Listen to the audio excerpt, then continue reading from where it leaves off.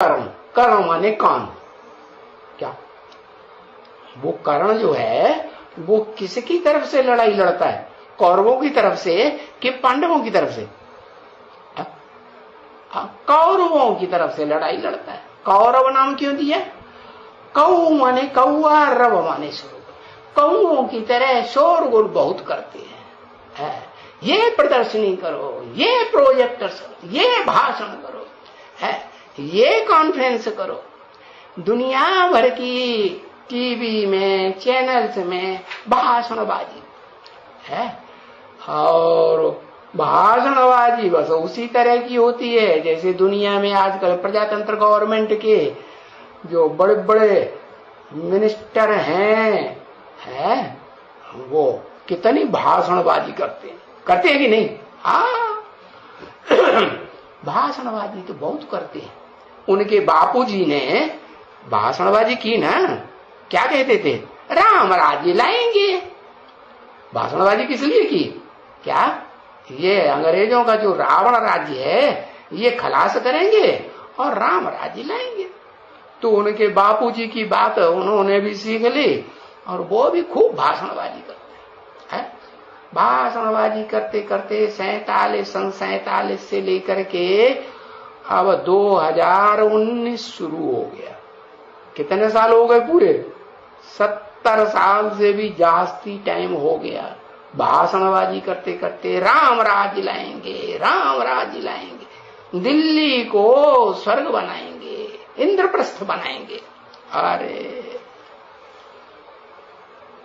दिल्ली को स्वर्ग बनाया कि और ही नरक बनाई दिया?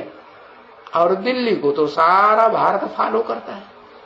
सारे भारत में प्रजा बहुत दुखी हो रही है कि सुखी हो रही है? अकाल बढ़ता जा रहा है या कम होता जा? बहुत अत्याचारी राजाएं होते हैं, शासन करने वाले, तो उनके राज्य में प्रकृति जो है अकाल डाल देती है ताकि लोगों को पता चले कि ये राजाएं जो है ना कंट्रोल करने वाले बहुत अत्याचार कर रहे हैं। तो अत्याचारी राजाओं के राज्य में अकाल पड़ता है, दुकाल पड़ता है, अतिवृष्टि होती है। तो बहुत भाषणबाजी करते हैं। अब उनकी शूटिंग कौन करते हैं? ब्राह्मणों की दुनिया में ये शूटिंग करने वाले जो है ना बेसिक वाले तथाकथित ब्रह्मा कुमार कुमारी बड़ी भाषणबाजियां, बड़ी कॉन्फ्रेंस करते हैं। और स्वर्ग बन रहा है कि नरक बन रहा है?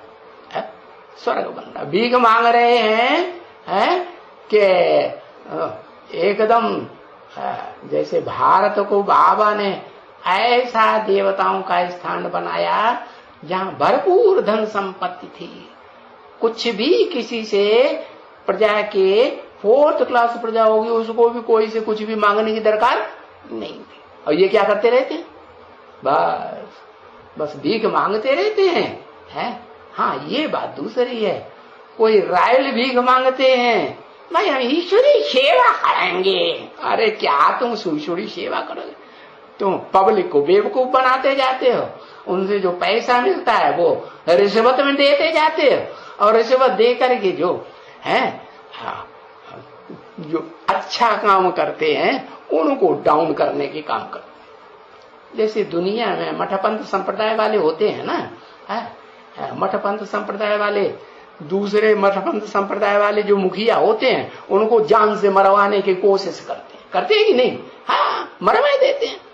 तो ऐसे ही जान से मरवाए दो और उनको जेल में डलवा। जैसे वो कौन आसाराम बापू, उनको क्या किया? जेल में डलवा दिया। अरे भाई क्यों ऐसे काम करते हो? फिर भी तो वो ज्ञान की बातें सुनाता था ना।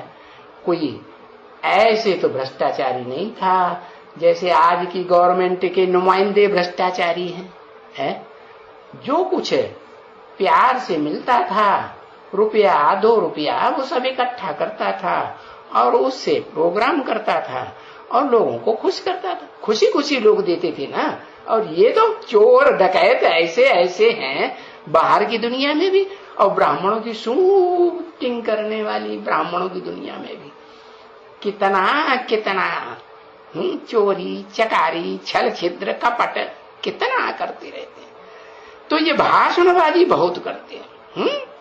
हाँ, तो ये बोलेंगे, उनसे पूछो तुम्हें सृष्टि के आदि मध्य अंत का पूरा पता है अपनी आत्मा का, कि तुम्हारी आत्मा ने कैसे कैसे क्या क्या पार्ट बजाया? अरे कुछ तो पता होना चाहिए, 80 साल हो गए पढ़ते पढ़ते। तो कहते हैं हमें कोई ज्ञान अभी तक नहीं, हमारी आत्मा इस सृष्टि रूपी रंगमंच पर कौन सा बुलंद पार्ट बजाती है अव्वल नंबर का, वो भी हमको पता नहीं। अरे अब उनसे पूछा जाए तो भाई तुम में नहीं है तो फिर किस में है? तो वो मानते हैं कि परमपिता परमात्मा में है, और परमात्मा परमपिता को बिंदी बताए देते हैं। बिंदी